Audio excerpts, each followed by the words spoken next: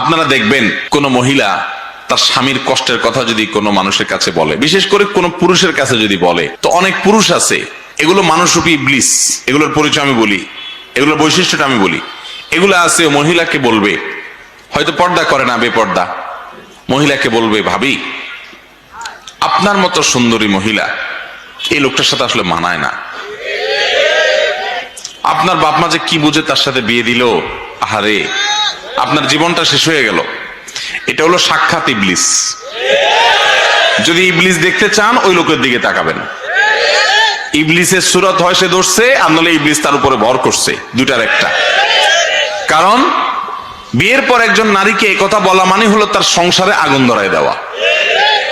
ঠিক একইভাবে পুরুষকেও এসে দেখেন অন্য কোন মহিলা কিংবা তার কোনো পুরুষ বন্ধু দেখবেন এরকম উস্কানিমূলক কথা বলে, বলবে যে ভাই আপনার মতো রাজপুত্র ছেলে, আপনার জীবনে কত ভালো ভালো ছেলে পাওয়া যাইতো, ইস আপনার জীবনটা বহুত কষ্টে যাচ্ছে ভাই, খারাপ লাগে ভাই আপনার জন্য।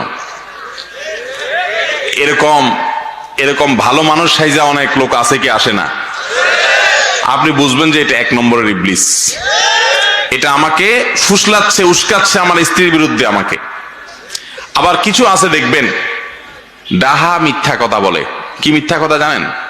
আইসা বইয়ের তারিফ